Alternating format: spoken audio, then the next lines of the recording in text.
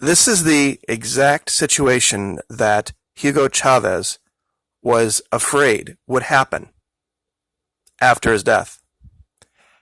He realized at some point that even though his country was rich in natural resources, gold and oil and coltan, the money they received from selling that went right back into U.S.-controlled banks. He realized that their sovereignty was only at the whim of the criminals in D.C. that controlled those banks. That's why he created their own bank down there, but unfortunately, he passed away before he could fully implement the plan that he had, repatriating the gold and moving all of Venezuela's assets into a situation where they had to be paid in a currency that they could control. The pegging to the US dollar, or the DC dollar as I like to refer to it now, left them in peril, left them slaved. And now we are seeing the effects of that. I don't care what governmental system you have. When there's another government that controls your finances, it doesn't matter whether it's any kind of ism, socialism, capitalism, communism, any ism. Which member of was it the Rockefellers or the Rothschilds that said, give me control of a nation's currency and I care not who makes its laws? This happened just recently, and it's tied to the situation in Venezuela. Today's video is going to be kind of more of a discussion of events, because when you look at it critically, there's really no defense of the actions of our government in D.C. Michel Temer was the president of Brazil prior to Bolsonaro. He wasn't allowed to run in the last election because of his ties to this thing called Operation Car Wash, the Odebrecht scandal. How it relates to Venezuela is this. There's not a country down here that if you wanted to go find corruption, you couldn't find it. From Mexico all the way through here, this issue with the Panama Papers and the Odebrecht scandal, it's kind of complicated. It's an hour-long video to cover it all extensively. But it proves that when big drug money gets involved in government, like it has in virtually every nation in this hemisphere and a good portion of the nations in the other hemisphere, there's very little you can do to get it out. Brazil, Ecuador, Panama, all of them have been tied to this. So this allegation that we, DC meaning, going after the leadership of Venezuela because we are afraid because they are corrupt and they're afraid they're going to abscond with the funds of the people of Venezuela is just a bunch of horseshit.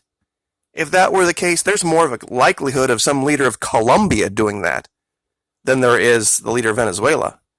And I'll ask this again. Why is it that we have heard of the Cali cartel from Cali, Colombia? Why is it that we have heard of the Medellin cartel?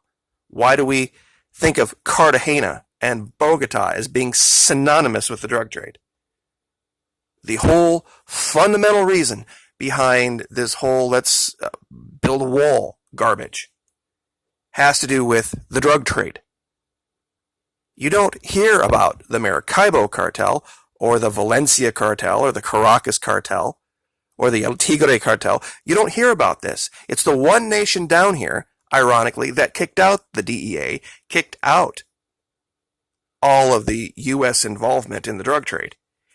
And when you put Venezuela on par with all of the other countries down here, very, very, very little comes to our country from Venezuela as far as illegal drugs.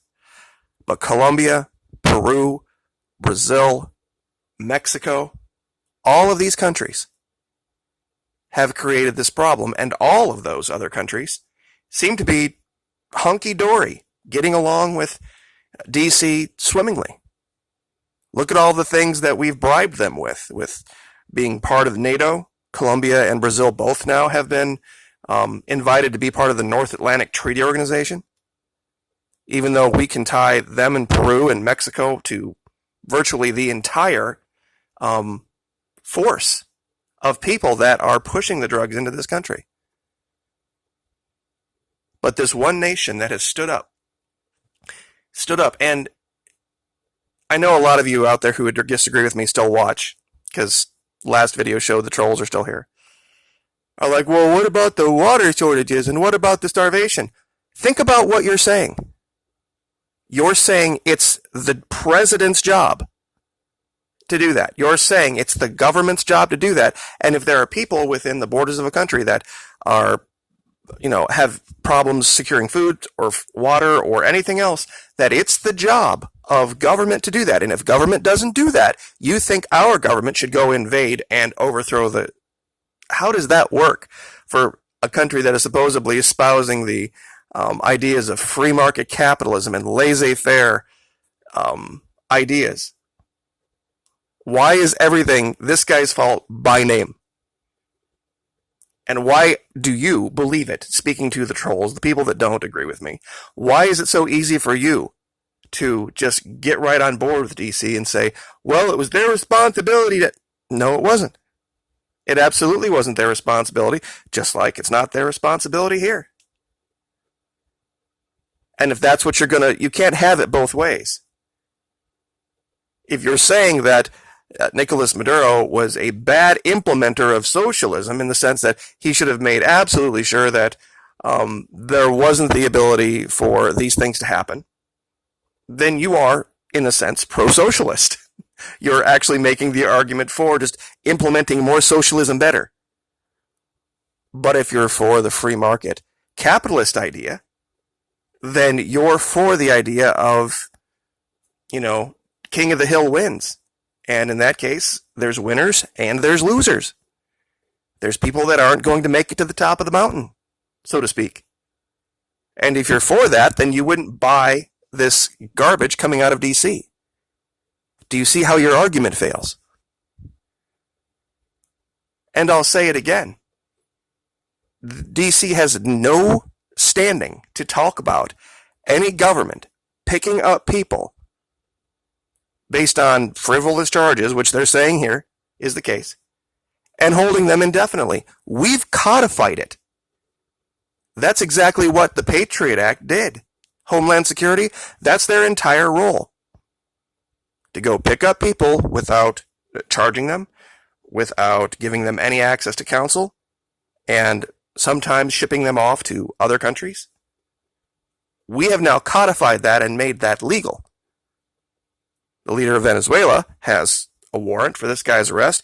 They found things that he shouldn't have had. It's pretty much all over the world news that this guy is associated with someone attempting to overthrow the elected government of Venezuela. And even if you think that the elections were invalid or stolen, or not our business. Why is that the business of the United States?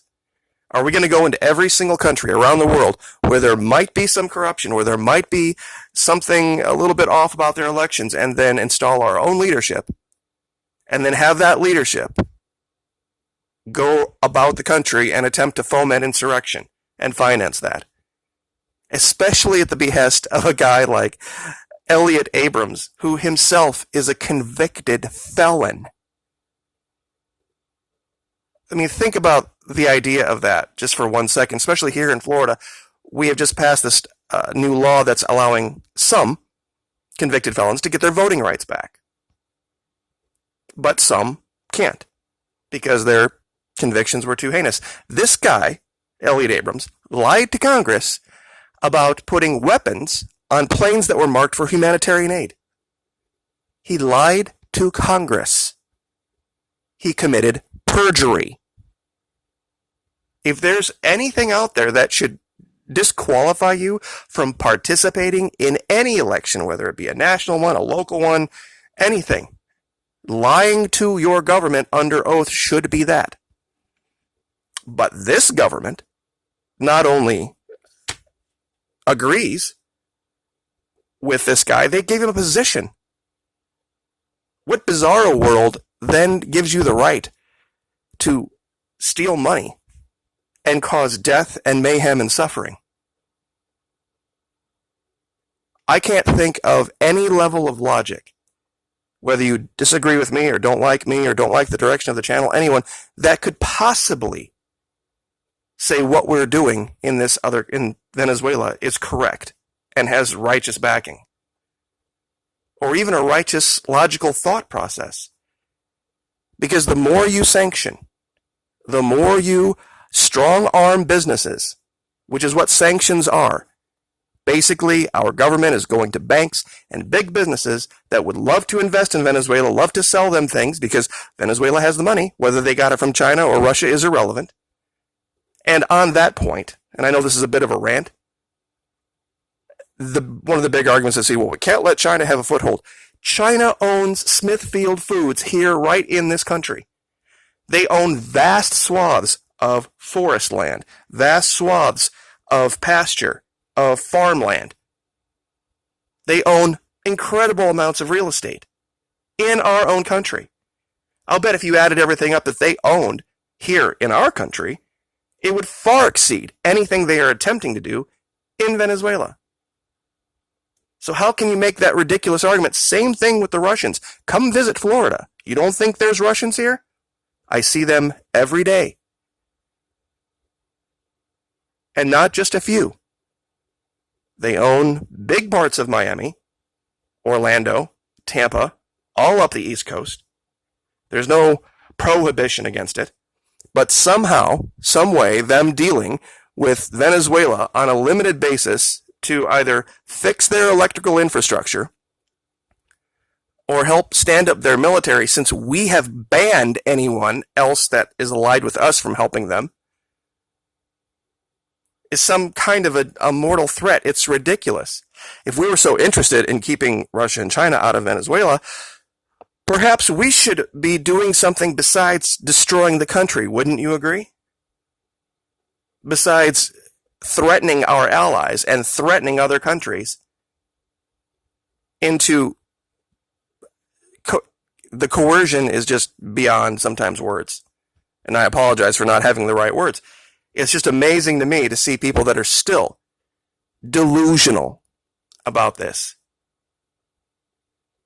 The crisis as it exists in Venezuela is 100% the construct of Washington, D.C., their sanctions, their actions with the help of Colombia, and has nothing to do with socialism. Period. When you seize bank accounts and don't allow people who would like to deal with Venezuela to actually conduct business, you do not get to say, oh, socialism's the problem. You don't get to say that. If we had left this country alone, completely, done nothing to sanction it, even attempted to help it, and then it would have collapsed, then it would have failed, and then they would have come to us, hat in hand, asking for help, that would have been a whole different thing. But that is not what happened. You know it, and I know it. And 99% of my viewers know it. I'm sorry you had to listen to this. It's Friday, but I thought we should probably clear the air on exactly the reality. Nothing else is provable. It's easy to go find evidence of the U.S. over the last 20 to 25 years attempting to destroy this country. What you cannot find is anything other than psyops and memes about socialism always failed every time you tried, or all the free shit and blah, blah, blah. It's not free. People have mistaken the welfare state created by D.C. here in order to manipulate voter rolls with socialism. The two are not the same thing. No one in Venezuela is trying to sit on their ass and wait for a government check. Everybody works, but everybody contributes to the community. And when they actually succeed and create these large amounts of what they call sovereign wealth funds, and then DC decides, because it's in an American bank, to seize the funds in billions and billions of dollars. If you think that's not the case, go look into Citgo and Valero, which is exactly what we've done. We, meaning DC, at some point we're going to have to take responsibility for it. There is no justification. And we see now that the vast majority of the world disagrees with DC. The vast majority of the world disagrees with DC's assertions regarding Venezuela. Only the countries that DC has strong-armed financially are on board with DC. And that's pretty much what I wanted to talk to you guys about today. There's corruption everywhere, even in Venezuela and Colombia and Brazil, everywhere. That does not justify what's happening, especially when we have convicted criminals operating, convicted felons operating inside of our government unapologetically. Elliot Abrams. So we'll leave it there. Everyone have a great weekend. Put a new poll up talking about the issue of states' rights in Missouri. A lot of you have already seen it. If not, go to the Florida Maquis page on YouTube. Just click community, and it's right there. We'll see you next week. Bye-bye.